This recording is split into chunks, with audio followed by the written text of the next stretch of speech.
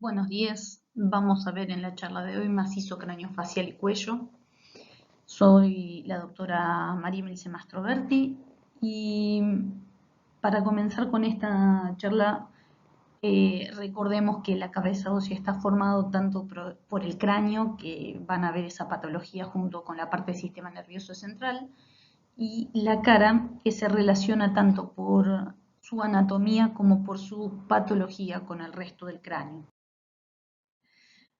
Existen distintos tipos de pruebas de imagen, como en casi todos vamos a tener la radiografía simple como método de valoración inicial, que nos va a aportar una visión general de las estructuras óseas y de su contenido. Habitualmente se realiza la placa de cráneo frente y perfil, ¿sí? Aunque también tenemos lo que es la frontonasoplaca y la mentonasoplaca para los senos paranasales, la de Kabum y cuello, para búsqueda de cuerpos extraños. Existen otros métodos radiológicos como son los estudios contrastados, que lo que van a permitir es, por ejemplo, la búsqueda de cuerpos extraños, la valoración de la cinética de la deglución, la valoración de fístulas, etc. La ecografía junto con el Doppler va a ser uno de los métodos más utilizados principalmente para la valoración del cuello y en menor medida para la valoración de las órbitas. Luego tenemos la tomografía y la resonancia magnética, ambas utilizadas principalmente para estadificación de tumores, por ejemplo, y la tomografía principalmente para la valoración de las sinusopatías, así como de la valoración de los pacientes con politraumas o traumas craneofaciales. Hay otros métodos que son menos utilizados, como la medicina nuclear, el PET-CT, la angiografía, que tienen indicaciones precisas. Dentro de la exploración del macizo craneofacial vamos a incluir la valoración de las órbitas, que en esta charla no vamos a ver, nariz y fosas nasales, los senos paranasales propiamente dichos, la cavidad oral y la faringe y las glándulas salivales. La nariz y las fosas nasales se ubican entre los senos maxilares, por encima de la cavidad oral y por debajo de la fosa craneal anterior. Está comunicado con dichos senos maxilares a través del ostium, que se ubica por abajo del cornete medio, como vamos a ver acá en este esquema, y se separa del cráneo por la lámina cribosa del etmoides. Hacia atrás está comunicado con el cabum a través de las coanas, y lateralmente vamos a ver, como se muestra en este esquema también, la presencia de los cornetes, cornete inferior, cornete medio y cornete superior. Los senos paranasales se hallan recubiertos por epitelio cilíndrico ciliado pseudoestratificado que contiene las glándulas productoras de moco. Los senos paranasales cumplen una función importante que no solo incluye la resonancia de la voz, sino principalmente humedecer y calentar el aire inspirado, funcionando como un aislamiento térmico también para el cerebro y aligerando o disminuyendo el peso que constituyen los huesos de la cara y del cráneo propiamente dicho, ¿sí? En estos gráficos vamos a ver la presencia de los distintos senos paranasales que van a constituir el par de senos maxilares a los lados, el seno frontal, ¿sí? Que en este esquema sagital se ve acá en verde, las celdillas etmoidales y posteriormente el seno efenoidal. Este es un esquema con una representación coronal, donde también podemos ver el seno maxilar con el proceso uncinado y su desembocadura hacia las fosas nasales a través del complejo osteomiatal. Vemos la región orbitaria con el conducto infraorbitario y vemos acá los cornetes medio y cornete inferior junto con algunas celdillas etmoidales y la presencia en la línea media del septum nasal. La valoración de los senos paranasales habitualmente comienza con la realización del par radiográfico que constituyen la frontonasoplaca y la mentonasoplaca. En la foto inferior podemos ver cómo se realizan ambas placas. Como su nombre lo indica, la frontonasoplaca se realiza apoyando la frente sobre el chasis, y en la mentonasoplaca lo que se apoya es el mentón, ¿sí? Es la que vamos a ver en esta imagen radiográfica con la boca abierta y ligeramente inclinada hacia atrás, ¿sí? La frontonasoplaca permite valorar más claramente los senos frontales, etmoidales, las órbitas, las fosas nasales y el peñasco, ¿sí? En cambio, la mentonasoplaca también va a permitir, además de la valoración de los senos maxilares, la del hueso malar y los arcos cigomáticos. Esta es una reconstrucción coronal y sagital de tomografía computada, donde vamos a ver las distintas estructuras anatómicas. Acá tenemos el septum nasal, claramente, a los lados los senos maxilares, los cornetes inferiores, cornetes medios. En este caso el septum nasal, si lo ven, está un poquitito desviado hacia la derecha. Esto que figura acá como RF corresponde al receso frontal, y esta con la U es la mencionada como apófisis unciforme del maxilar. En la reconstrucción sagital vemos también el seno frontal con su comunicación con las celdillas etmoidales, las celdillas etmoidales propiamente dichas, el seno esfenoidal, los cornetes inferior y medio, ¿sí? Y las desembocaduras y los meatos hacia la fosa nasal de los distintos senos paranasales. El complejo osteomeatal constituye la vía de drenaje común de los senos paranasales y se va a relacionar con la que los mencionaba, la apófisis unciforme y el infundíbulo y el meato medio. Es un pequeño videito para mostrar los distintos senos paranasales por tomografía en cortes axiales. En rojo veíamos el seno frontal, azul las celdillas etmoidales, los senos maxilares, y lo vemos nuevamente, senos frontales, celdillas etmoidales, seno esfenoidal en verde atrás hacia la región posterior.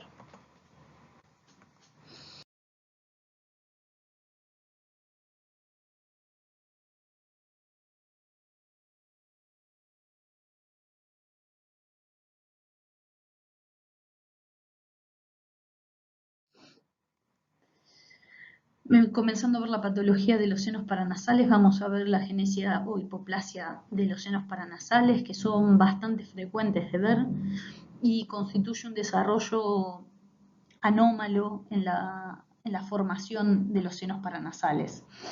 Es normal que no veamos ciertos senos paranasales en los niños y en los bebés, porque estos se van desarrollando a medida que van madurando los huesos.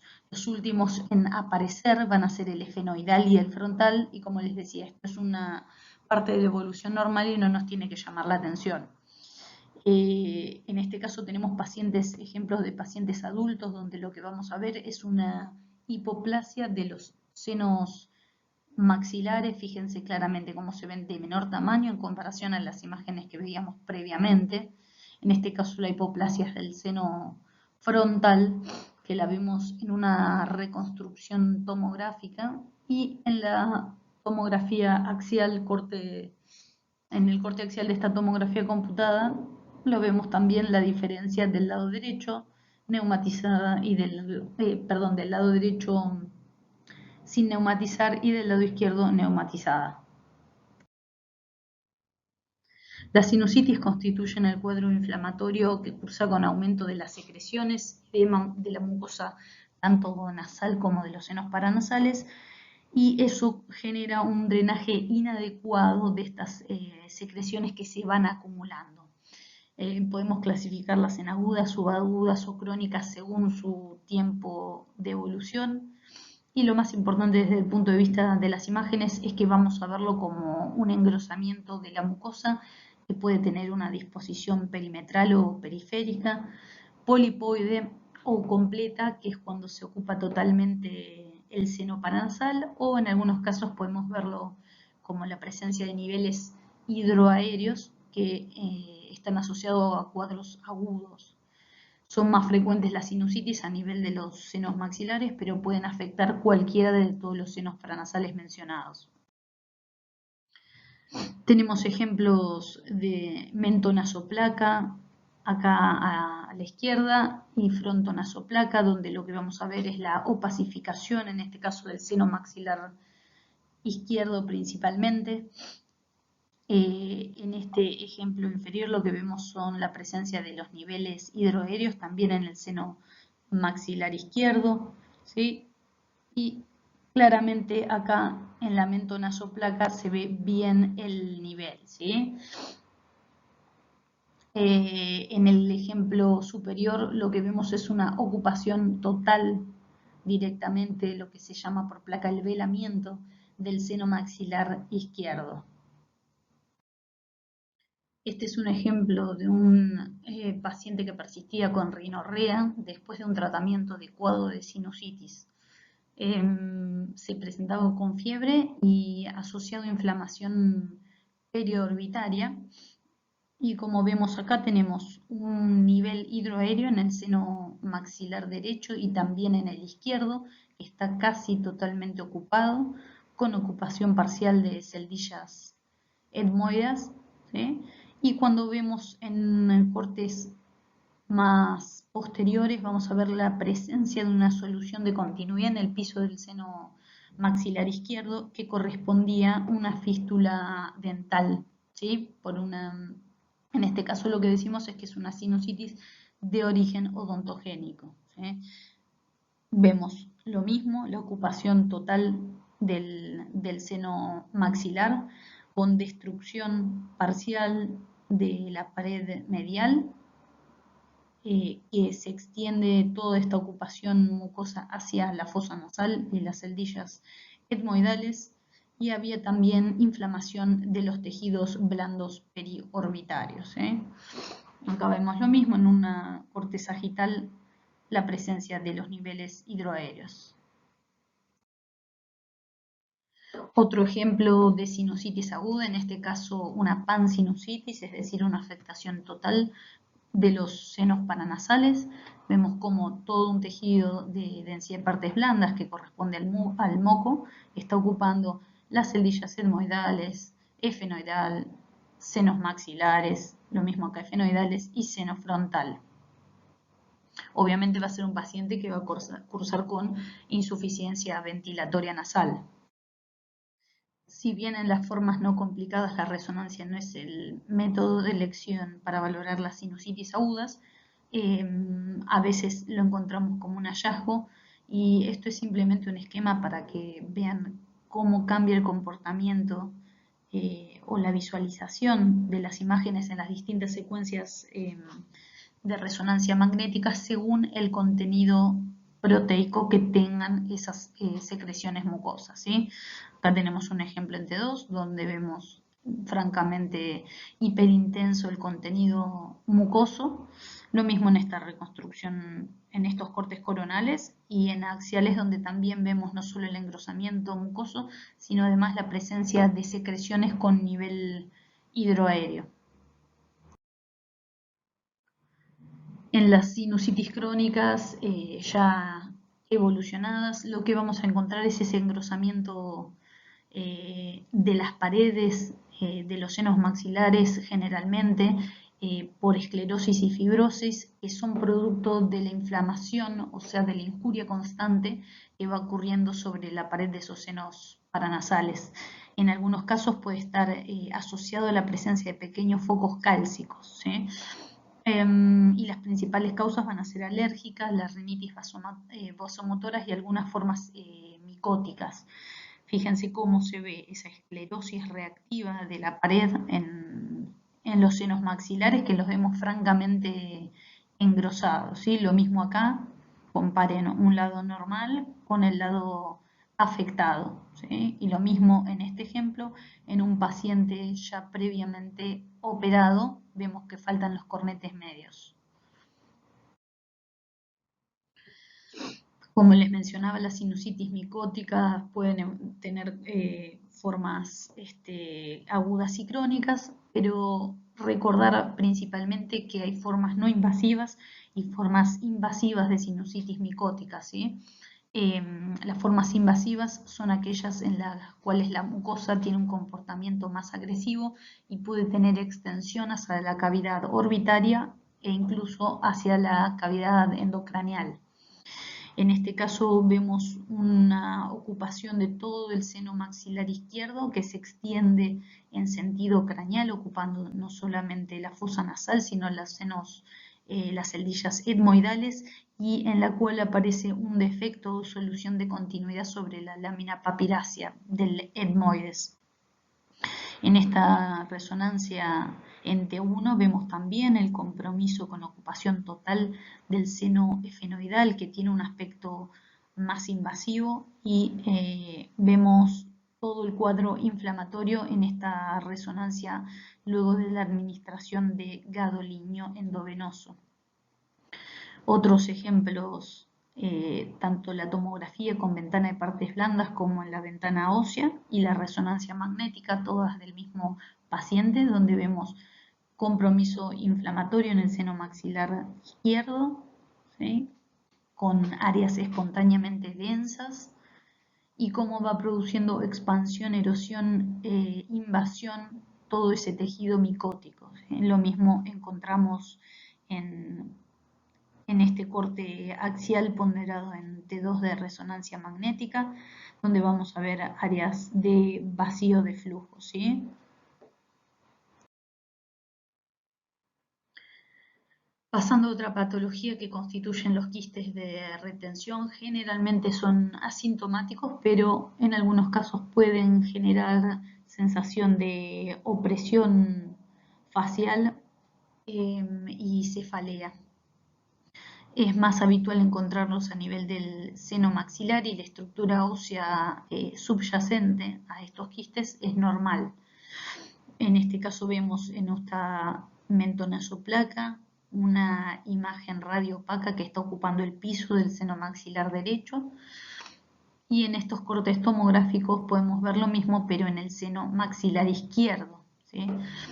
Cuando los valoramos por resonancia, lo que vamos a ver que en las secuencias ponderadas, tanto en T1 sin gadolínio como con gadolínio, va a persistir como una imagen hipointensa que no realza con contraste. Lo que vemos que realza es la mucosa adyacente o periférica del quiste, ¿sí? Pero no la lesión en sí.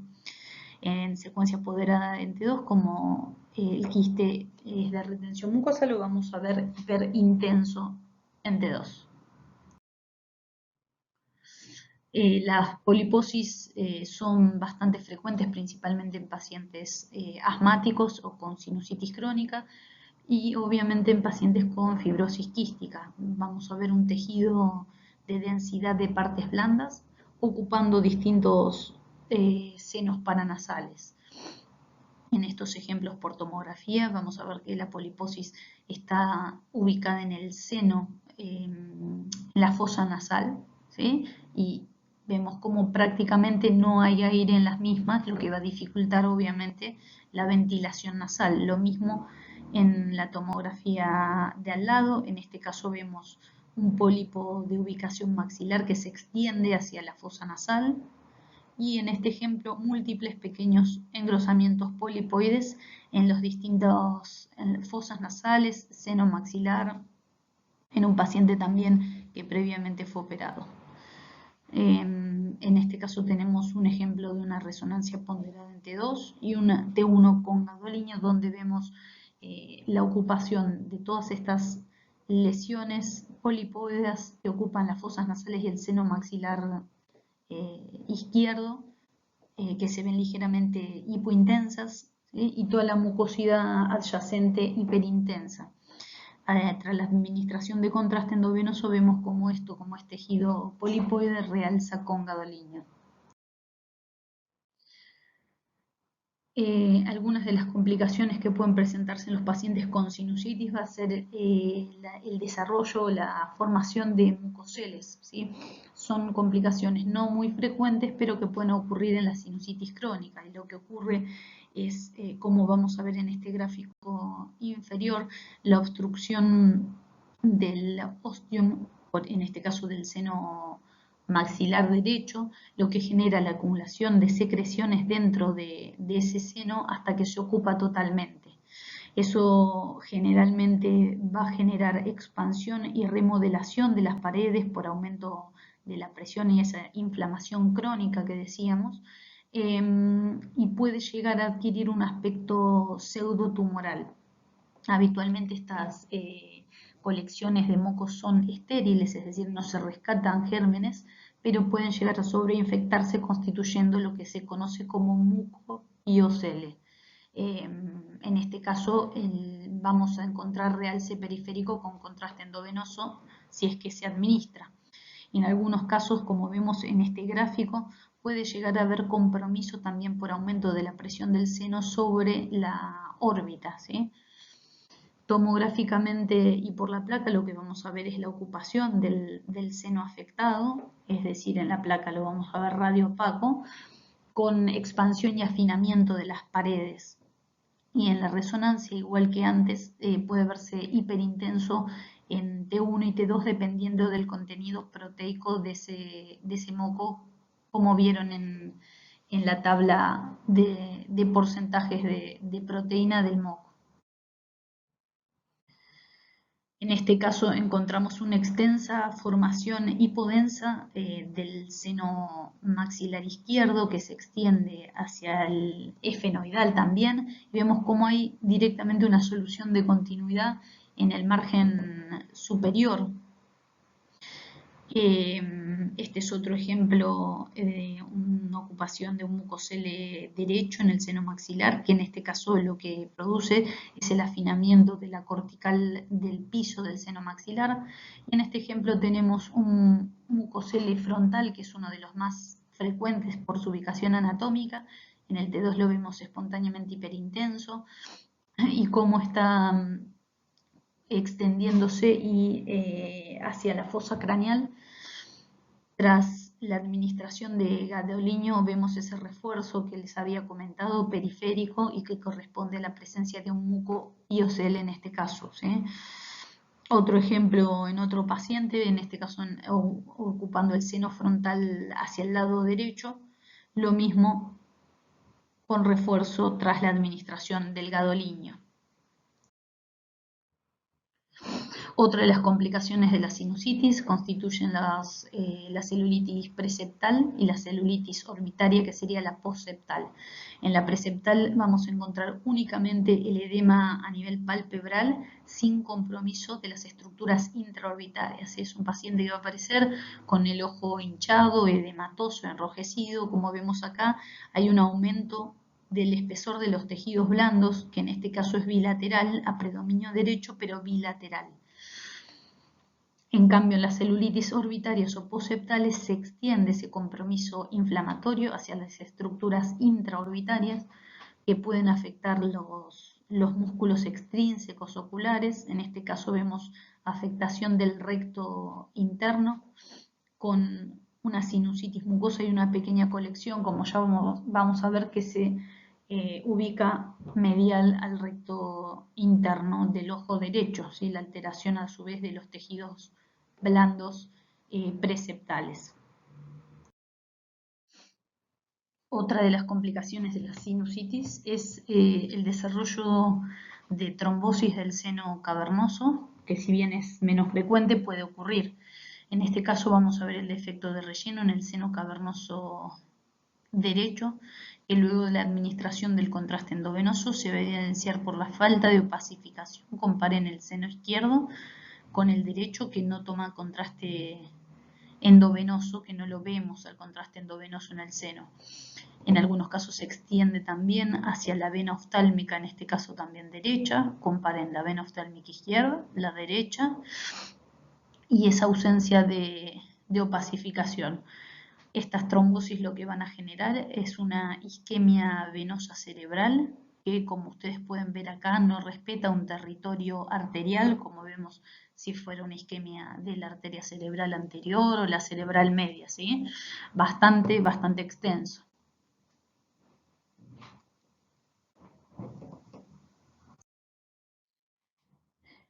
Otras complicaciones constituyen el empiema subdural y el absceso intracraneal. El empiema subdural no va a traspasar la hoz ni el tentorio y presenta un realce periférico, como vamos a ver en esta imagen inferior de tomografía, en un empiema frontal derecho, ¿sí? Vemos como hay igualmente edema en el lado izquierdo y en el lado derecho en menor medida, y que corresponde a una cerebritis asociada. En el caso de los abscesos intracraneales se van a ver como cualquier otra lesión abscedada, en este caso endocraneal, con abundante edema vasogénico adyacente, y es más frecuente encontrarlos en los casos de sinusitis frontales por su facilidad y su inmediatez desde el punto de vista topográfico con el cráneo. En esta secuencia T2 queda más en evidencia todo el edema vasogénico y el contenido líquido de la lesión del absceso intracraneal frontal.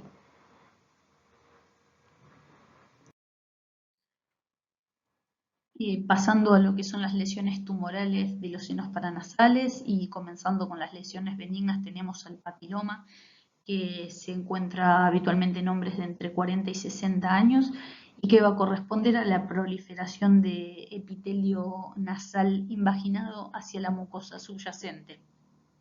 Habitualmente es unilateral, pero puede existir compromiso por extensión directa hacia otras regiones y erosión de las paredes de los senos paranasales. En este caso vemos cómo hay una lesión fuertemente expansiva sobre la fosa nasal, ocupando la fosa nasal izquierda, que se asocia a la presencia de secreciones mucosas en el seno maxilar derecho izquierdo, y que corresponden simplemente a acumulación, como les decía, por obliteración del complejo osteomiatal. En algunos casos puede asociarse a la presencia de pequeñas calcificaciones y no es muy frecuente, pero pueden mal.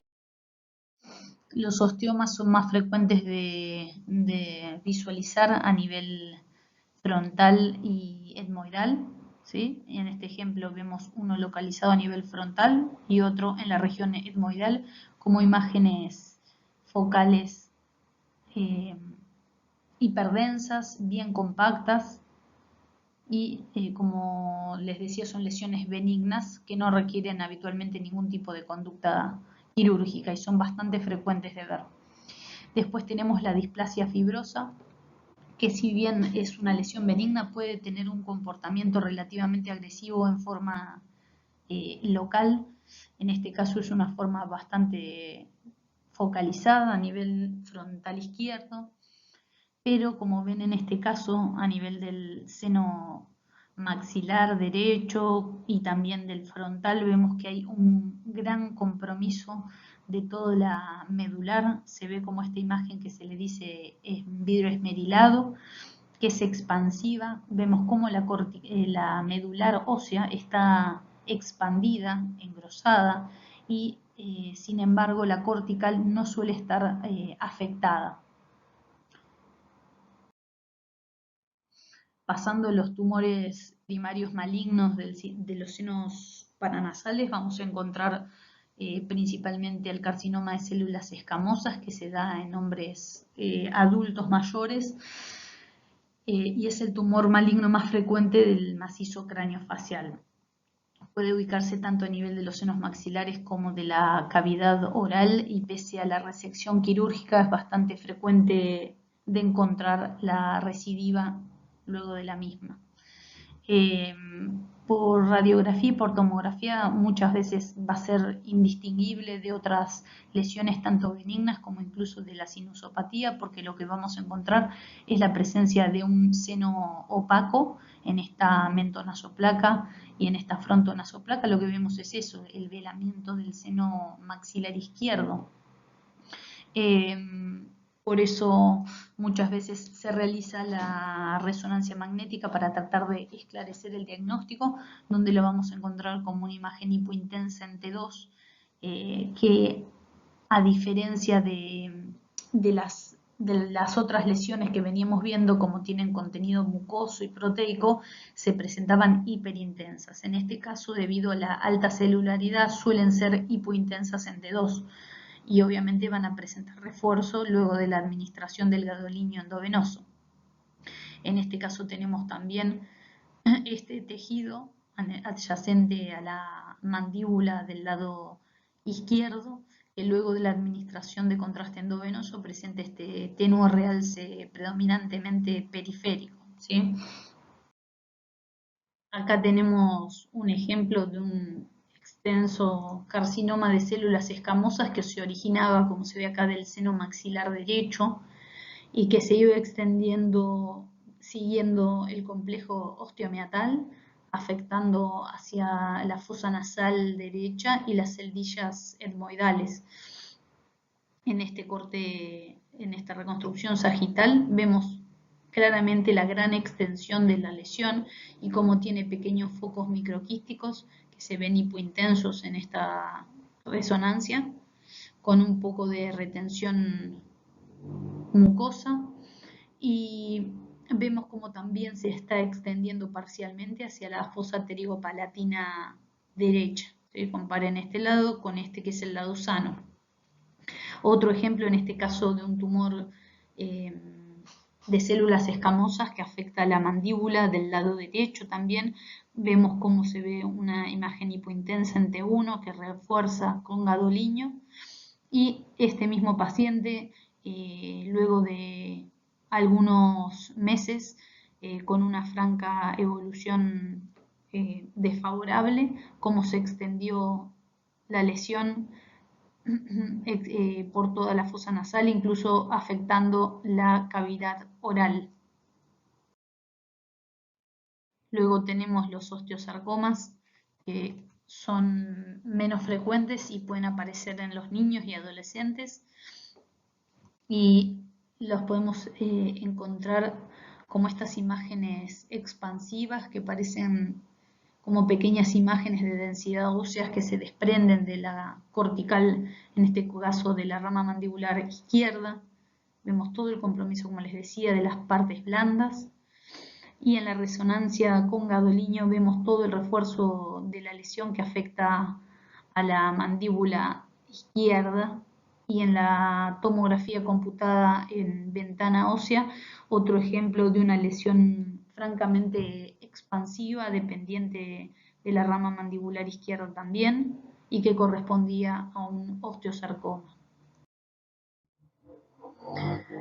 Pasando a lo que es la cavidad oral y la faringe, y repasando un poco los límites anatómicos de la cavidad oral, recordemos que va a estar formado por un techo que corresponde al maxilar superior y al hueso palatino, y va a estar formado tanto por lo que es el paladar duro como el paladar blando, el piso que lo va a constituir la mandíbula que contiene a la lengua, la pared anterior que va a estar dado por las mejillas a los laterales y por los labios en sentido anterior, y a nivel posterior vamos a encontrar los pilares amigdalinos y la orofaringe.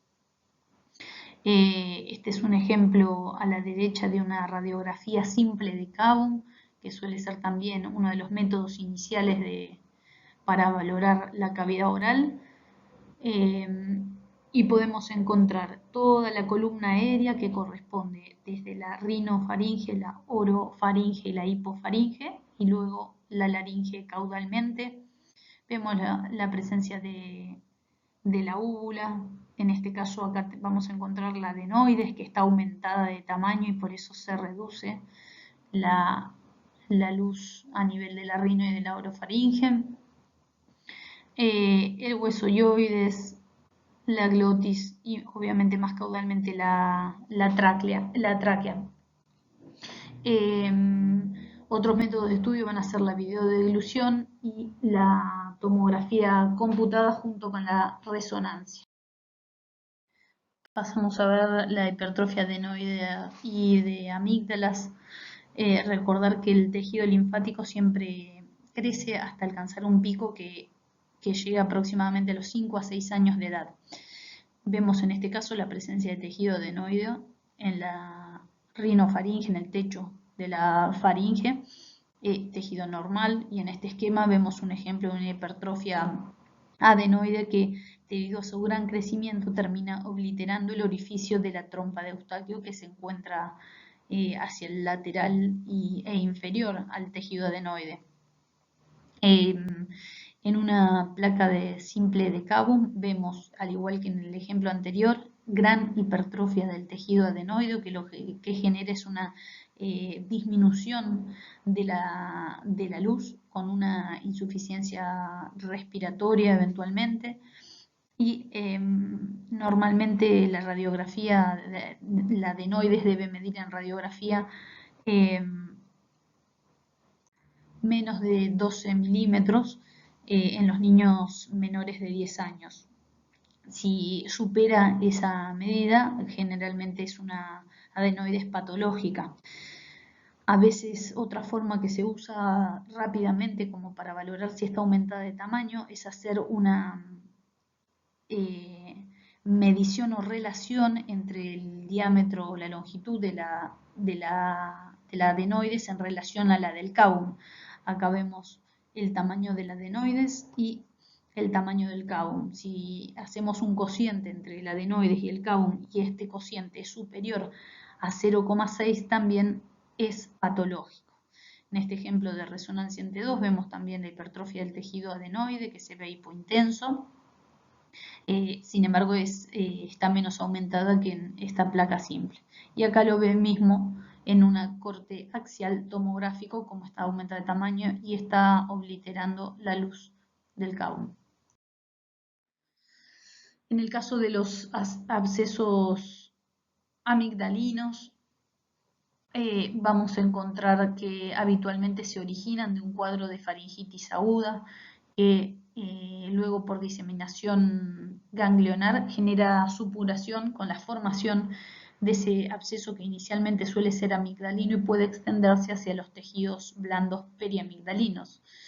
Al igual que en una faringitis vamos a encontrar fiebre, disfagia y odinofagia, que en algunos casos puede acompañarse, si este cuadro progresa, con la presencia de dificultad respiratoria.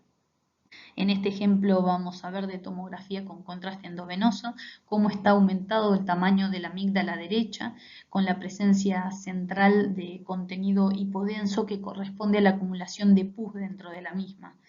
Hay refuerzo periférico de las paredes de este absceso y veamos cómo genera un abombamiento sobre la luz del cabum que disminuye la respiración normal.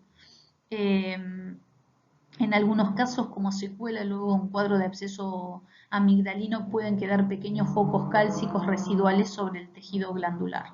Esta es una reconstrucción en sagital de una tomografía computada donde vemos lo mismo, una colección en proyección de la amígdala derecha con realce periférico y luego de la administración del contraste endovenoso, y otro ejemplo muy parecido al primero. Tenemos los abscesos parafaringeos que se producen por extensión local de un absceso amigdalino o periamigdalino generalmente, que una de las primeras cosas que podemos darnos cuenta es esta simetría a nivel de la luz del Kabum, y siempre mirar los espacios grasos normalmente a nivel parafaringeo. Como vemos de este lado izquierdo está normal, respetado, bien negro, es decir, hipodensa la grasa, y en este caso dejamos de delimitarlo tan claramente. Eso es por la presencia de este absceso parafaringeo derecho, que se ve hipodenso con realce periférico con contraste endovenoso. En este caso otro ejemplo que tiene extensión hacia el espacio masticador y hacia la faringe cuando se complica con la presencia de múltiples burbujas aéreas. Franco realce periférico tras la administración del contraste endovenoso, y vean cómo desplaza la luz del Kabum hacia la izquierda. En el caso de los abscesos retrofaringeos, estos van a estar delimitados en ese espacio homónimo que está atrás de la faringe, entre la capa media y profunda de la fascia cervical profunda, ¿sí? Puede ser secundario un cuadro de faringitis o de un absceso amigdalino, o incluso producto de la presencia de complicación de un cuerpo extraño. La clínica también va a ser parecida: fiebre, disfagia y odinofagia, y es más frecuente en pacientes pequeños, menores a los 10 años, y habitualmente menores a los 5 años por el tema de los cuerpos extraños. Entonces vamos a ver abscesos en el espacio retrofaringeo como unas colecciones hipodensas con realce con contraste. Vemos cómo está obliterado el tejido graso, fíjense del lado derecho, y cómo en este caso lo vemos más fino y comprimido. Se abomba la luz en sentido contralateral del Kabum, y recuerden, como están viendo en cada una de las filminas, cuando la sospecha clínica es de algún tipo de complicación secundaria a una faringitis, es muy importante administrar contraste endovenoso en las tomografías o en las resonancias. Otro ejemplo de absceso retrofaringeo, donde vamos a ver una extensa colección derecha, retrofaringea derecha, que desplaza francamente a la faringe, la bomba, y en esta radiografía de Kabum de perfil vemos cómo el signo más característico es este ensanchamiento de los tejidos blandos prevertebrales, dado que el espacio retrofaringeo corresponde a lo que sería o se continúa luego con el espacio prevertebral. Entonces vemos cómo está muy ensanchado, edematoso y con presencia de burbujas aéreas, ¿sí? En algunos casos en forma reactiva puede haber, como vemos acá, una rectificación e incluso una inversión de la lordosis cervical fisiológica. En la tomografía vemos cómo distalmente se extiende por el espacio prevertebral. Fíjense en niveles cervicales más bajos cómo persiste esta colección líquida.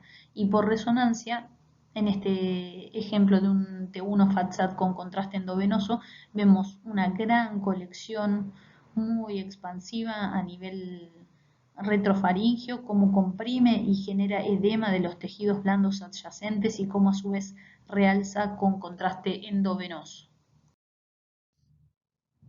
Después tenemos los abscesos del espacio sublingual, que se conoce como la angina de Ludwig, que es una celulitis que afecta el piso de la boca y los espacios sublingual y submandibular, y que habitualmente son secundarios al mal control de caries en los dientes, ¿sí? Eso genera un absceso en la raíz del diente, consecuentemente osteomielitis, y en algunos casos incluso puede ser secundaria a la extracción de una pieza dental.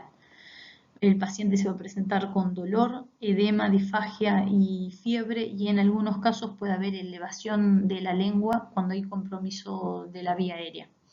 En la tomografía con contraste que tenemos acá a la derecha, lo que vamos a ver es que las amígdalas linguales se hallan aumentadas de tamaño, ¿sí? Principalmente acá del lado derecho, puede haber realce periférico con contraste endovenoso y vamos a encontrar edema con reticulación de los tejidos blandos del piso de la boca, ¿sí? Y por resonancia lo vamos a encontrar igual que el resto de los abscesos.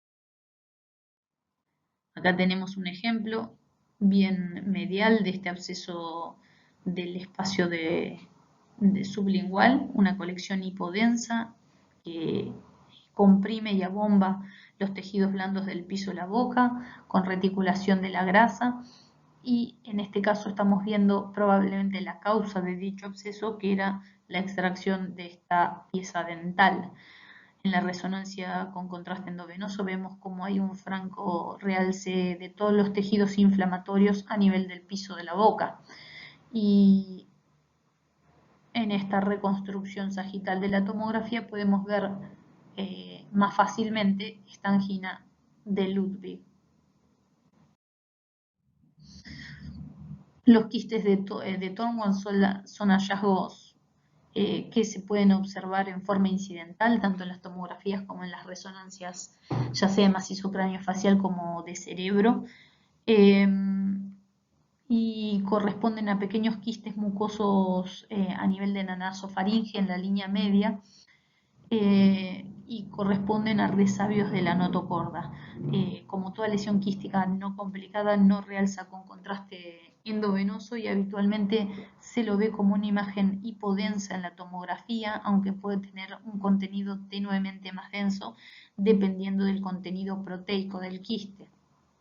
En la resonancia en T2 lo vamos a ver como una imagen hiperintensa, como se ve acá en la línea media de la faringe. Lo mismo en este ejemplo en T1 por el alto contenido proteico, pero si no podemos encontrarlo iso o hipointenso en la tomografía en T1. Cuando administramos gadolinium, como les dije, no realza con contraste, lo que vemos es el realce normal de la mucosa faringea adyacente.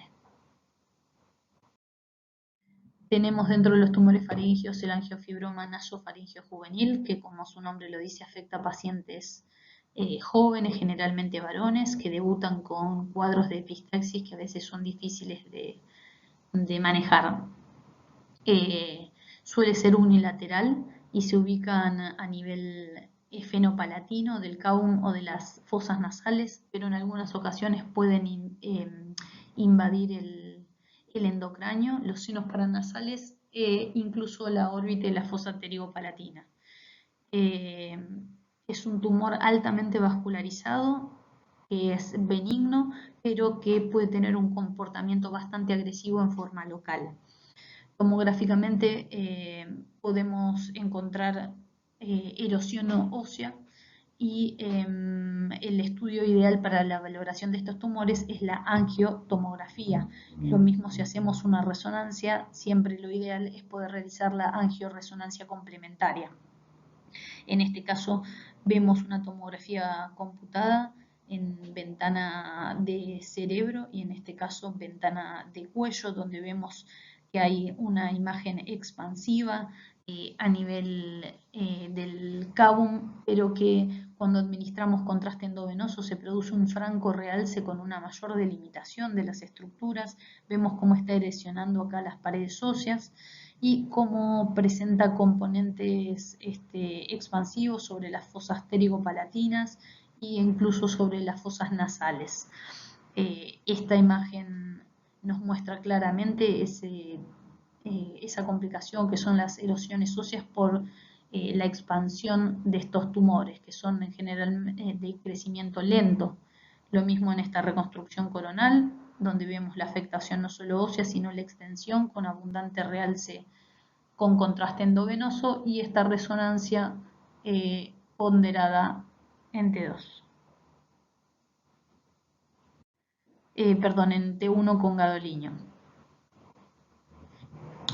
Un corte sagital, lo mismo, un extenso angiofibroma, vemos cómo ocupa todo el cabum, se extiende tanto en sentido cefálico como posterior hacia el efenoides y que presenta intenso realce relativamente homogéneo en este caso tras la administración del gadolinium. El carcinoma de faringe y de Kaum es la neoplasia maligna más frecuente de la región, corresponde a un 70% aproximadamente, y a diferencia del anterior se va a dar en hombres adultos y ancianos. También pueden presentarse con epistaxis o en algunos casos con hipoacusia, según el compromiso de las estructuras adyacentes. Se calcula que aproximadamente cuando se realiza el diagnóstico, cerca del 80% de los pacientes ya presentan diseminación ganglionar y metástasis a distancias. La radiografía del Kaum es bastante inespecífica y lo que nos va a mostrar es la deformación o estenosis de la luz faríngea, como vimos en otras lesiones. Por eso es que necesitamos complementarlo, ya sea con tomografía o con resonancia, donde los hallazgos inicialmente van a ser muy parecidos y vamos a encontrar engrosamiento de la mucosa faríngea con asimetría de la luz del Kaum, aumento de la densidad de los tejidos grasos parafaringeos por compromiso de los mismos, múltiples estructuras ganglionares, tanto a nivel cervical como incluso en otra localización, y imágenes de erosiones óseas. En este ejemplo de resonancia en T1 vemos como hay un engrosamiento de la mucosa faríngea, que es difícil de aportar más información así sin contraste. En el T2 vemos que hay una ligera simetría con predominancia del lado derecho, y cuando administramos gadolinium vemos como francamente hay un realce de ese tejido mucoso faríngeo, principalmente en el sector derecho, y que correspondía a un carcinoma faríngeo. También tenía una sinusitis agregada y presencia de ocupación con secreciones mastoideas. En este caso vemos un extenso carcinoma que produce una lesión expansiva e infiltra el seno esfenoidal, produce erosión ósea. Y cuando se realiza el PET-TC vemos esta imagen hipercaptante del lado derecho.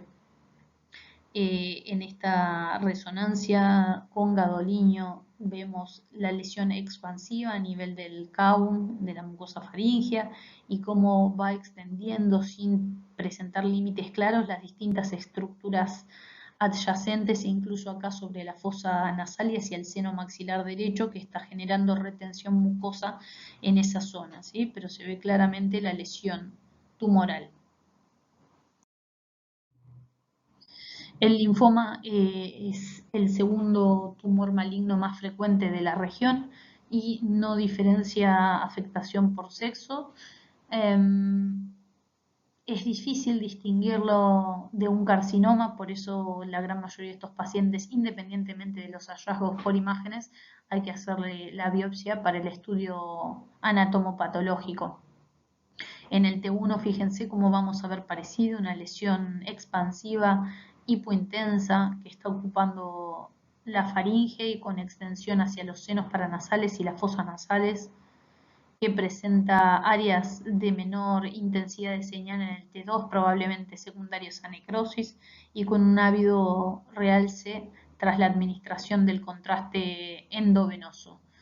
En general, los métodos de imágenes lo que nos van a permitir es no solamente hacer el diagnóstico de una formación expansiva, sino ver si hay compromiso de tejidos adyacentes, afectación ganglionar o incluso metástasis a distancia. Pasando a la patología de las glándulas salivales, recordar que estas son las parótidas, las submaxilares, las sublinguales y las glándulas salivales menores. Habitualmente solo las glándulas salivales mayores son las que vamos a ver por los estudios de imágenes, y el principal método de abordaje para la valoración de las mismas va a ser la ecografía. En este esquema vemos la glándula parótida con su conducto excretor, el conducto de Stensen o de Stenon, ¿sí? Y que va a desembocar más o menos a nivel del segundo molar superior, ¿sí? Del cuello del segundo molar superior. Tiene un lóbulo más superficial que se relaciona hacia adelante con la rama ascendente de la mandíbula y con el macetero, y un lóbulo más profundo que tiene abundante tejido adiposo adyacente y se relaciona con el paquete yugulo-carotídeo. Es habitual encontrar pequeñas estructuras ganglionares intraparenquimatosos dentro de la parótida, ¿sí? No los tiene que asustar, salvo que tengan características anormales, ¿sí?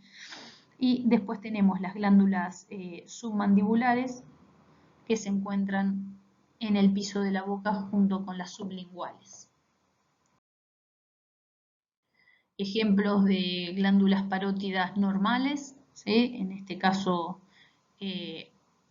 vemos glándulas con una proporción de tejido adiposo normal y en este caso con mayor reemplazo adiposo de los dos lados, que es lo que suele pasar en general, es la afectación bilateral del reemplazo graso de las glándulas, principalmente en pacientes etilistas. Esta es una glándula parótida normal visualizada por ecografía, el lóbulo superficial. La ecogenicidad habitual de las glándulas salivales es muy parecida. Fíjense, es el ejemplo de una submaxilar y es bastante parecida a la ecogenicidad.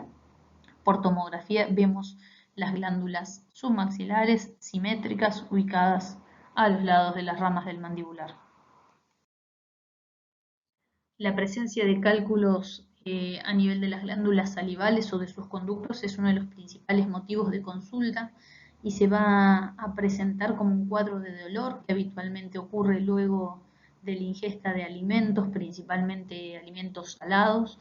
Eso genera un aumento en la producción de saliva, que cuando se encuentra con una obstrucción a nivel de uno de sus conductos, se dilata entonces proximalmente tanto la glándula como el conducto.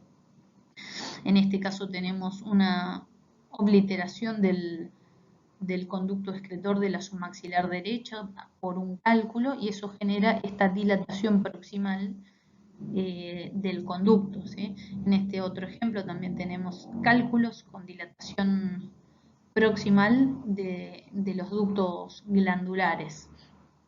En algunos casos estos cálculos pueden acompañarse de una sobreinfección, lo que genera los cuadros de cialoadenitis.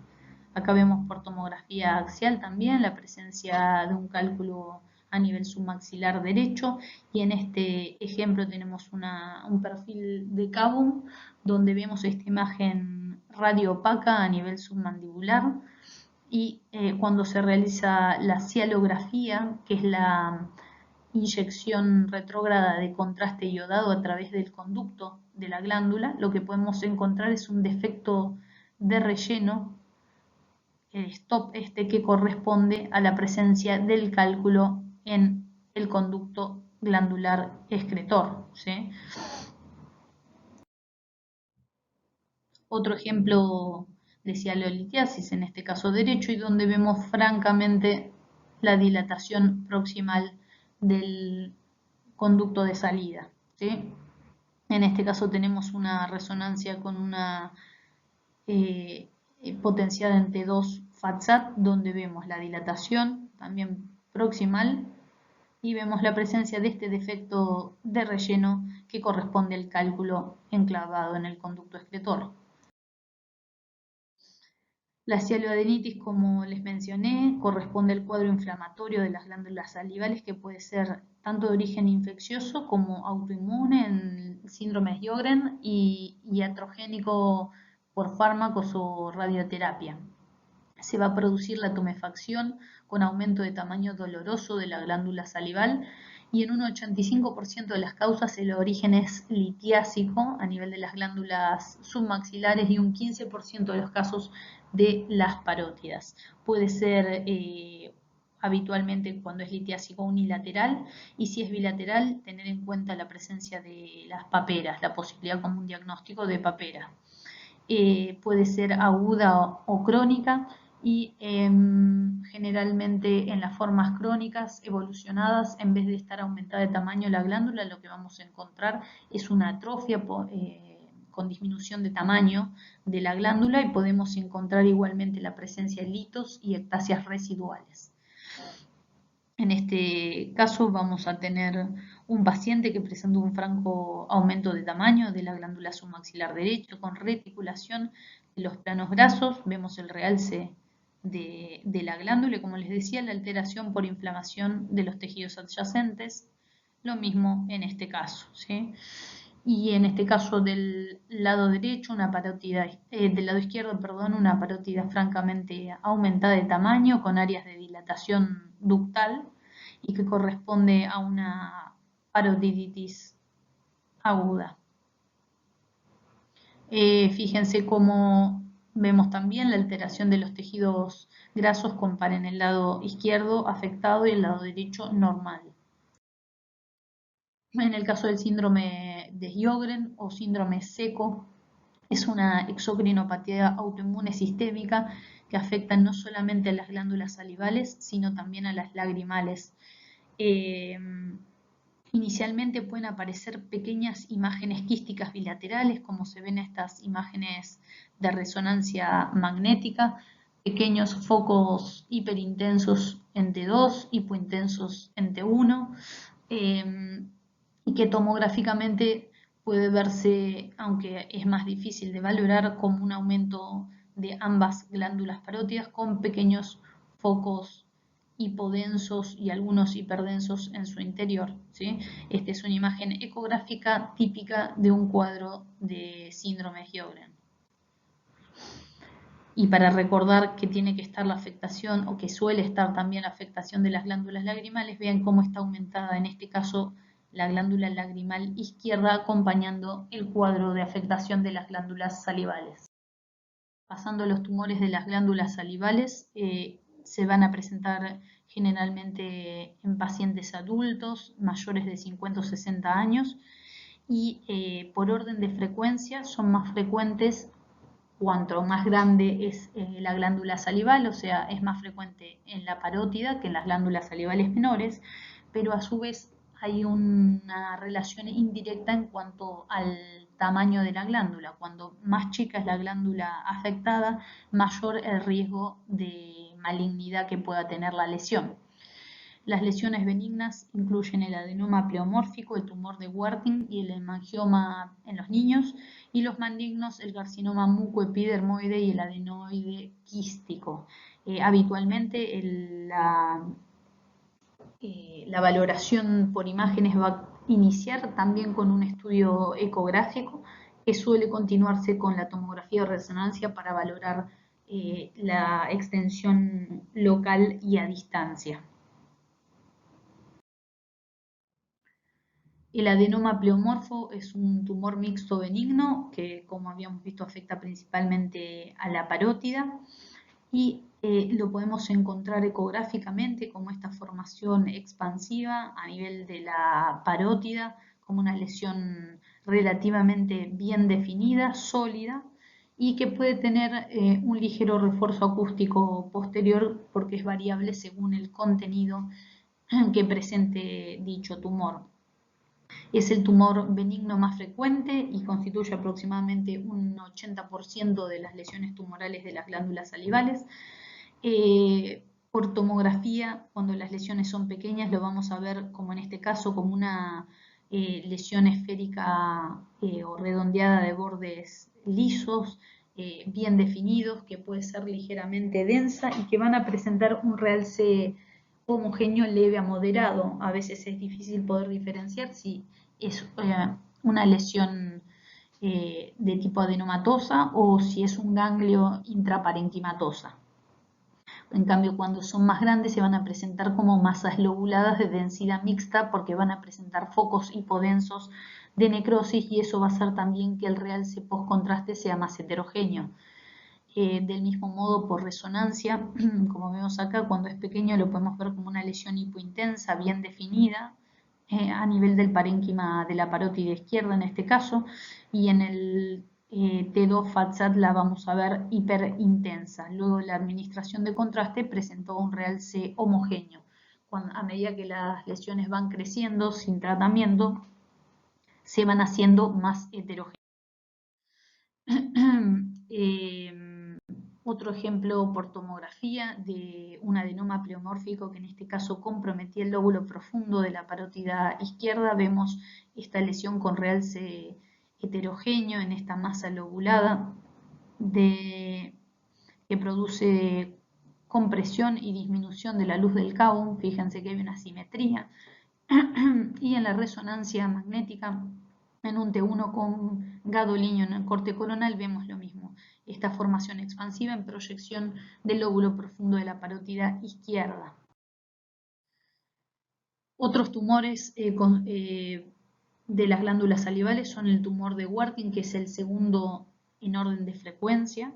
Es un tumor que habitualmente es sólido, puede tener componentes quísticos también y suele afectar el lóbulo superficial de la parótida. En un 20% de los casos pueden ser multicéntricos, es decir, haber más de un foco y ese foco secundario puede estar en la misma parótida o puede estar en la parótida contralateral.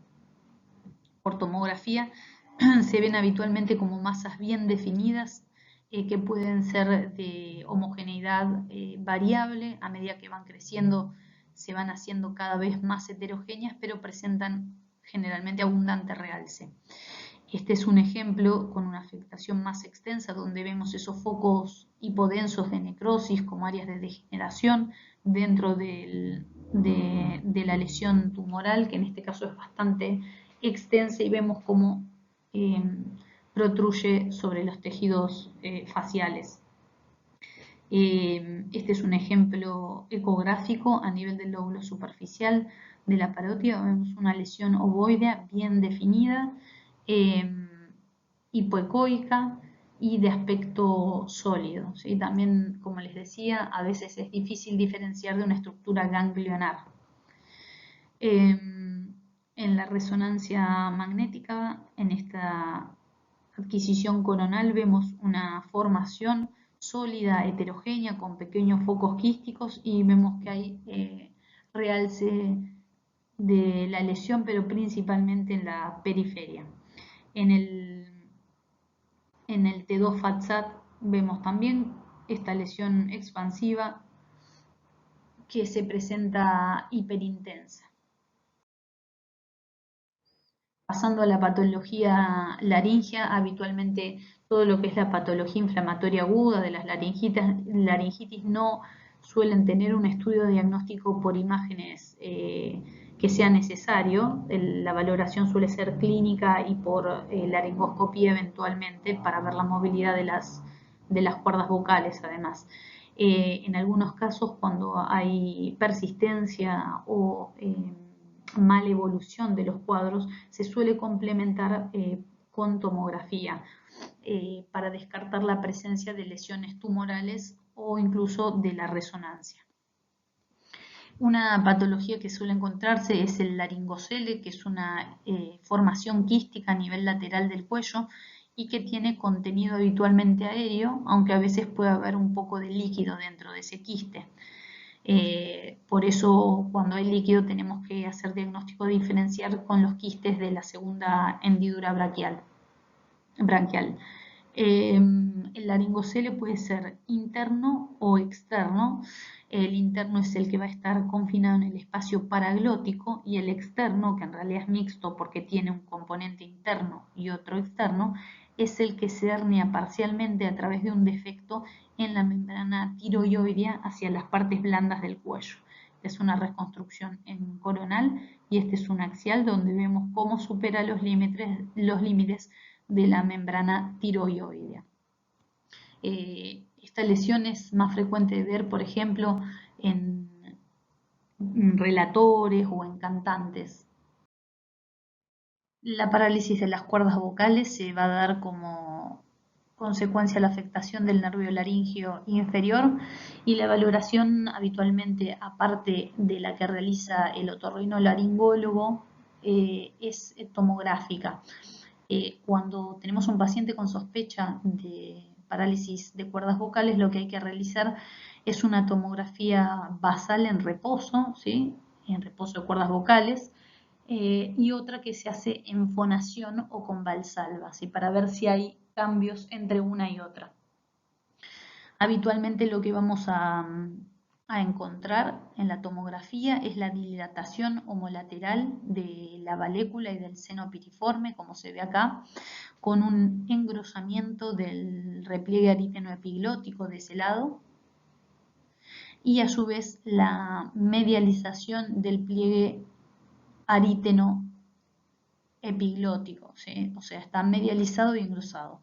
¿Qué es lo que vamos a ver en este caso? Entonces, una parálisis de la cuerda vocal derecha. En el caso del trauma laringio, este puede ser por un traumatismo contuso o por un trauma penetrante externo o incluso aparecer durante la intubación endotraqueal.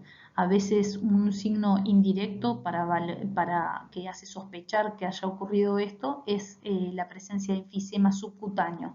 Siempre que veamos enfisema subcutáneo hay que valorar tanto la vía laringea como la tráquea.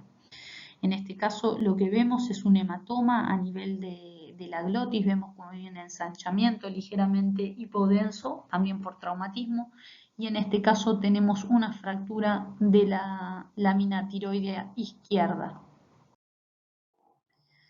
Los tumores de laringe son principalmente el carcinoma epidermoide, que es el tumor maligno más frecuente de la laringe y que afecta principalmente a la glotis, es decir, las cuerdas vocales, a la epiglotis y en menor medida compromiso es infraglótico.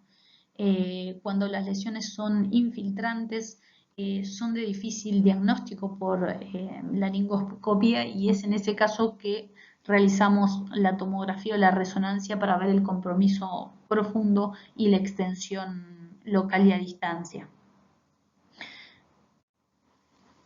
Vamos a ver en este caso un tumor de laringe donde vemos que hay compromiso del cartílago tiroideo, donde hay un tejido de densidad de partes blandas que lo ocupa, está como separado en relación al del otro lado y hay abombamiento de la luz de la laringe. Vemos a su vez cómo está comprometido el cartílago cricoide y cómo hay extensión hacia los tejidos blandos adyacentes y extralaringeos. En este caso vemos lo mismo, francamente en esta reconstrucción coronal, como está engrosada la región del cartílago tiroides y cricoides y incipiente compromiso extralaringeo.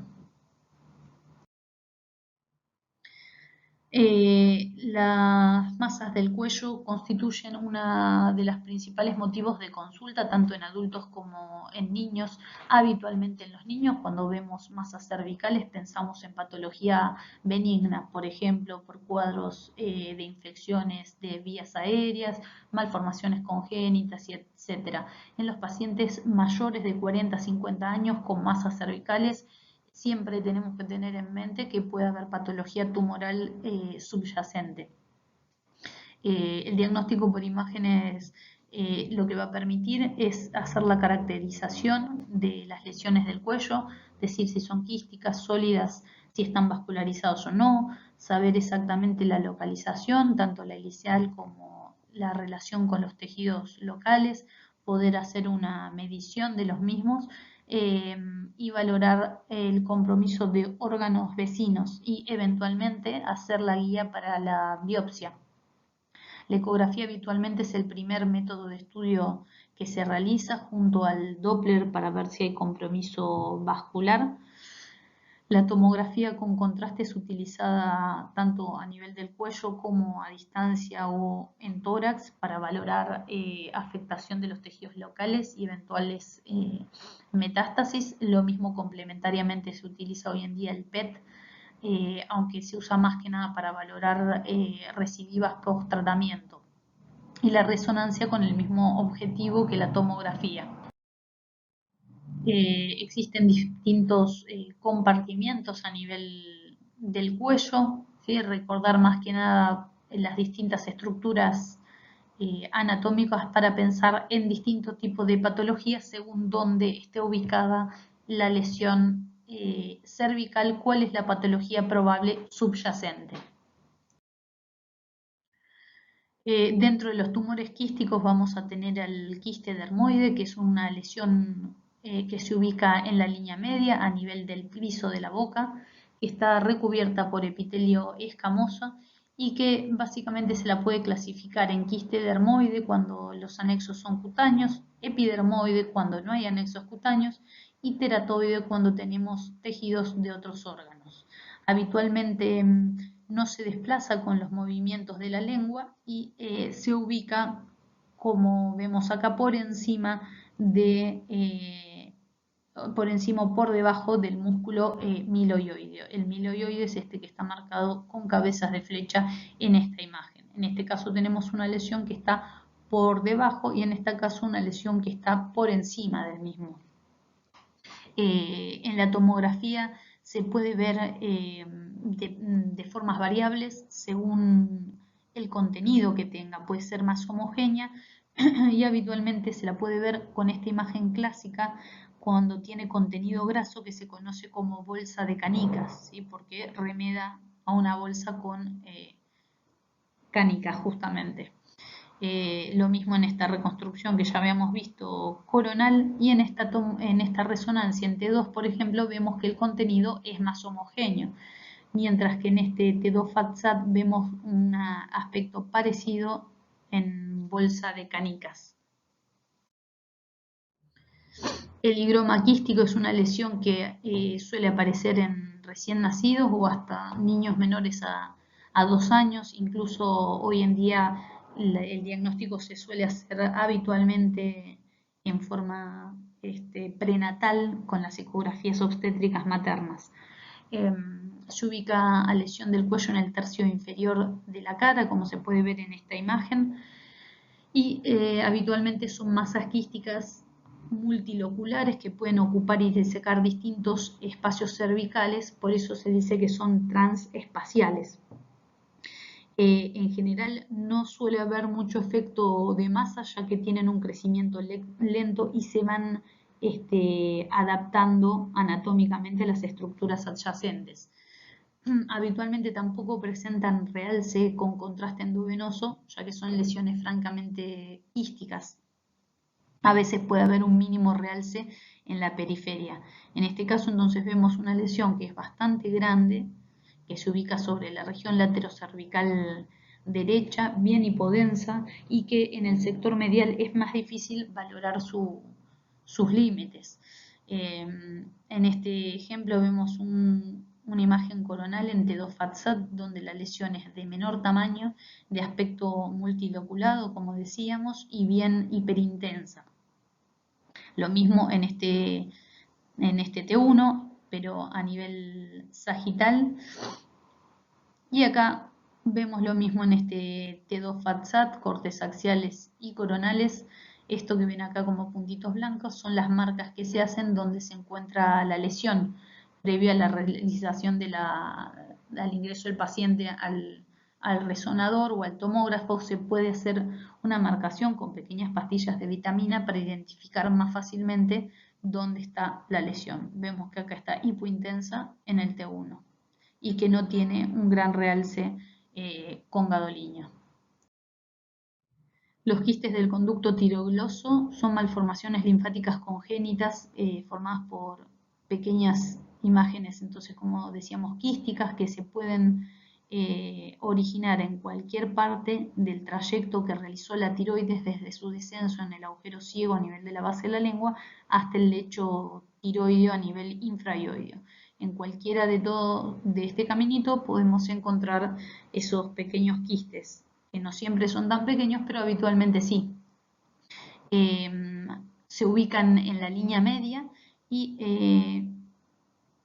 se caracterizan por presentar movilidad ante los cambios o movimientos de la lengua por este origen embriológico de la fijación en este sector. Entonces se le puede pedir al paciente que saque la lengua cuando hacemos la ecografía y vemos si hay movilidad de la lesión en relación a esos movimientos de la lengua. Se va a ver como estas imágenes hipoecoicas con contenido más o menos espeso y con refuerzo acústico posterior. En la tomografía vamos a ver estas imágenes hipodensas de aspecto quístico que a veces pueden tener, como en este caso, un pequeño septo y con un sutil realce en la periferia, ¿sí? Lo mismo en este caso. En algunos casos, si se sobreinfectan, puede haber incluso mayor realce y cambios flogóticos en la zona. Otro ejemplo, en este caso vemos que hay una lesión difícil de valorar porque es hipointensa en el T1, en el T2 la vemos francamente hiperintensa y en esta reconstrucción en sagital se ve claramente la lesión hiperintensa con esta comunicación con el foramen ciego, ¿sí? En algunos casos, como se ve acá, si tienen alto contenido proteico puede verse hiperintenso en el T1, ¿sí? Y una reconstrucción coronal en un T2 FATSAT muestra la lesión hiperintensa. Otros quistes cervicales también frecuentes son los quistes de la segunda hendidura branquial, que se suelen presentar también en adultos jóvenes y adolescentes, y que constituyen el 90% de las anomalías de las hendiduras branquiales. Habitualmente se ubican a nivel del ángulo mandibular y al igual que los quistes tiroglosos pueden sobreinfectarse. Vemos en este caso una formación quística a nivel del ángulo de la mandíbula, hipodensa y que tiene un mínimo realce periférico con alteración de los planos grasos. Como vemos en esta imagen, producen un desplazamiento hacia afuera y hacia atrás habitualmente del músculo esternocleidomastoideo, eso lo evidenciamos también en esta imagen. Desplaza habitualmente en sentido medial y anterior a los vasos carotídeos, al paquete yugulocarotídeo, también lo vemos acá, y en sentido anterior, como se ve en esta imagen, a la glándula submaxilar. Acá tenemos una reconstrucción coronal, también una lesión quística de la segunda hendidura branquial. A diferencia además, como vimos recién, del quiste tirogloso, esta es una lesión lateral. Otro ejemplo de paredes un poco más irregulares y más gruesas que realzan con contraste de un quiste de la segunda hendidura branquial. Lo mismo acá, vemos una imagen hipointensa en T1, hiperintensa en T2. En este caso la lesión se presenta ligeramente más hiperintensa en forma espontánea por también un contenido proteico más elevado. La administración de gadolinium va a mostrar un leve realce periférico y afectación de tipo inflamatoria de los tejidos blandos adyacentes cuando suelen complicarse. Existen distintas cadenas cervicales, ganglionares, saben que son las más importantes y se dividen en 6 niveles, ¿sí? Dependiendo de la ubicación de estos niveles ganglionares también y de dónde corresponde el drenaje, es que vamos a pensar en ciertas patologías o no que tienen que tener en cuenta al momento de realizar principalmente el estudio ecográfico. Vamos a hablar de adenomegalias cuando una estructura ganglionar mide más de 1 centímetro o 1,5 centímetros en su eje menor. También podemos hablar de adenomegalias cuando tenemos múltiples estructuras ganglionares por más que no superen ese rango del 1,5 centímetros. Cuando son secundarias a metástasis pueden tener cambios de necrosis tumoral, en ese caso los vamos a ver como áreas más hipodensas en el centro. Los ganglios sin necrosis podemos encontrarlo en forma reactiva, cuadros hiperplásicos, por ejemplo, secundarias una faringoamigdalitis, en las enfermedades granulomatosas con la sarcoidosis, metástasis de distintos tumores, principalmente tiroides, mama, riñón, en casos de linfoma o en la enfermedad de Castleman. En este caso tenemos ejemplo de ganglios con necrosis, como vemos acá, con áreas hipodensas que pueden ser casi totales o en esto como múltiples focos hipodensos dentro de una lesión ganglionar. En este ejemplo vemos que este ganglio con necrosis forma parte o está en el contexto de una lesión tumoral que afectaba al seno piriforme derecho. Vemos francamente engrosado, con realce con contraste endovenoso. El linfoma es un trastorno linfoproliferativo que afecta más frecuentemente al cuello, puede ser de tipo Hodgkin o no Hodgkin, y vamos a encontrar múltiples estructuras ganglionares aumentadas de tamaño en forma bilateral.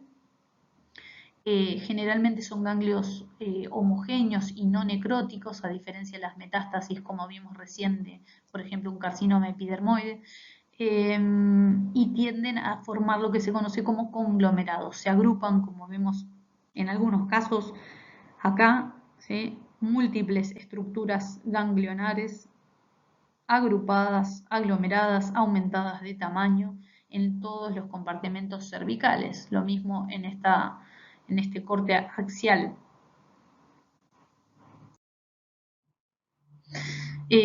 La tiroides es otra de las estructuras que tenemos que valorar a nivel del cuello. Recuerden que está formada por dos lóbulos, derecho e izquierdo, que están comunicados entre sí por un delgado istmo. Están ocupando el espacio visceral a nivel de la región infrahioidea. El método de valoración de elección por lejos es la ecografía, idealmente con Doppler color en forma complementaria para la valoración del flujo tiroideo. Y se ve como este tejido ligeramente ecogénico y que debe ser homogéneo. Tomográficamente se presenta cuando administramos contraste endovenoso e incluso en forma espontánea de mayor densidad que los tejidos blandos adyacentes. Y cuando administramos contraste endovenoso, siempre recuerden que va a haber un realce bastante intenso y homogéneo de la glándula por su alto contenido en yodo, ¿sí? También tenemos a veces para la estadificación de tumores o control luego de una tiroidectomía la posibilidad de realizar centellografías. El bocio es el aumento de la glándula tiroide que se puede producir por déficit de yodo, tiroiditis crónicas como la de Hashimoto, en algunos casos de tiroiditis agudo por uso de fármacos. También puede estar aumentado de tamaño por la presencia de tumores. Habitualmente es una afectación más difusa, aunque puede ser focal. En casos extensos podemos tener la presentación de proyección endotorácica de ese bocio. Este es un gran bocio en un paciente con años de evolución, donde vemos no solamente el compromiso endotorácico, sino gran extensión cervical craneal de la lesión tiroide, ¿sí? Que es bilateral, como ven acá, y en algunos casos con presencia de calcificaciones dentro del parénquima. En este caso tenemos un bocio endotiroideo, vemos cómo engloba toda la tráquea, que a eso a veces puede generar, como en este caso, compromiso de la vía aérea, incluso compromiso vascular. Las tiroiditis pueden ser agudas, que generalmente son infecciosas, subagudas o crónicas. En el caso más frecuente es la autoinmune, es la tiroiditis de Hashimoto y en algunos casos en Graves. El diagnóstico es siempre clínico y radiológico y los estudios de imágenes como la ecografía y la punción aspiración con aguja fina se utilizan nada más para detectar lesiones focales asociadas. Vemos en este caso un aumento del tamaño de la glándula tiroides ligeramente heterogéneo y que cuando complementamos con estudio Doppler color visualizamos franco aumento de la vascularización en forma difusa. Lo mismo en este corte longitudinal de la glándula. Los nódulos tiroideos tienen una alta frecuencia e incidencia en la población adulta, principalmente en nuestro país, son bastante frecuentes encontrar en forma incidental, a veces durante la realización de otro estudio de imagen, como puede ser una ecografía de Doppler carotídeo. Son más frecuentes de encontrar en mujeres y habitualmente son benignos, aunque lógicamente pueden ser de origen maligno. La ecografía va a ser el método de diagnóstico inicial y nos va a permitir valorar su tamaño, la presencia de otras lesiones asociadas, si son únicos o múltiples, el contenido, si es sólido, quístico, mixto, la ecogenicidad, si bien pueden ser hipoecogénicos de aspecto quístico, algunos pueden tener contenido más denso, también quístico, o ser nódulos sólidos, francamente de aspecto hiperplásico o folicular, o incluso lesiones nodulares malignas. Las formas, si son redondeadas, es importante saber si son más altos que anchos, porque esto suele asociarse a lesiones malignas. Los márgenes, si están bien definidos o mal definidos, si son lobulados, si tienen un halo hipocógenico fino periférico, suele ser un signo benigno. La presencia o no de calcificaciones, en algunas lesiones como el carcinoma papilar puede presentar microcalcificaciones dentro de las lesiones, mientras que en general las calcificaciones de aspecto distrófico suelen estar presentes también en lesiones benignas. Valorar la presencia de flujo Doppler, si es periférico o si es mixto, la presencia de invasión local por fuera de la cápsula tiroidea o la presencia de adenomegalias que pueden hablar de una lesión maligna.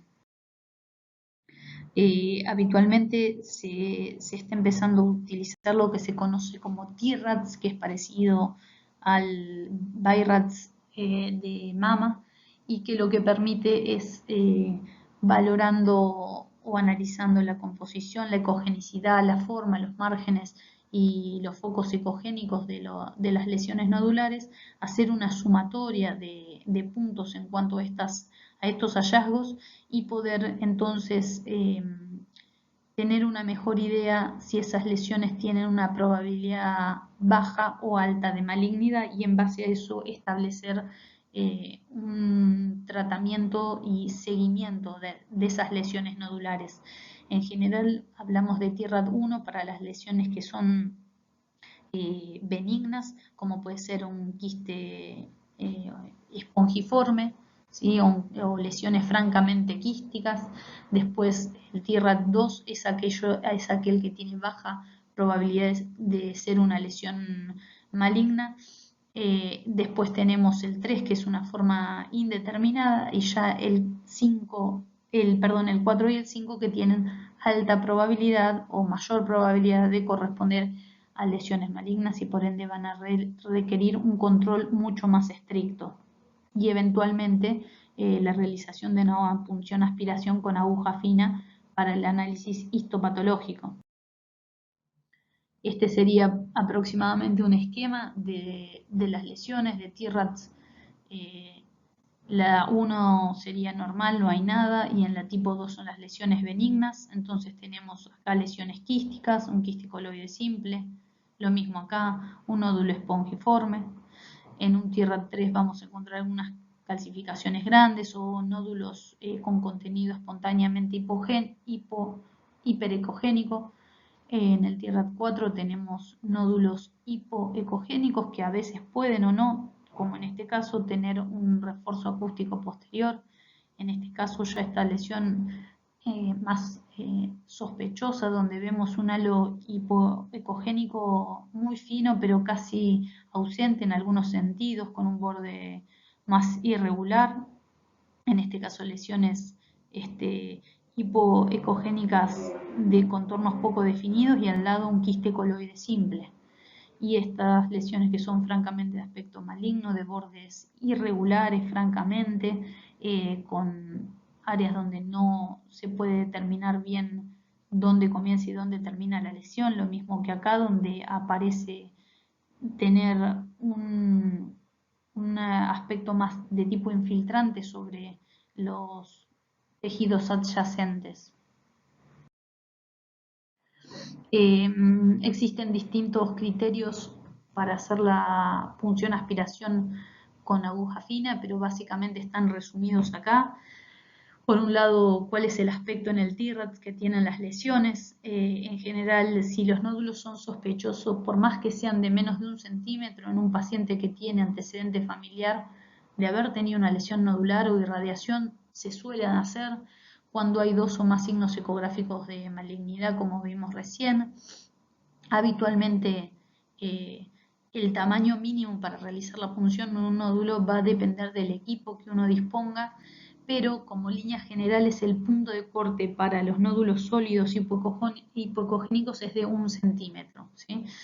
Para los nódulos iso o hiperecogénicos puede ser de 1,5 centímetros y para los mixtos de 2 centímetros. Esto es totalmente variable y va a depender de la institución donde estemos trabajando.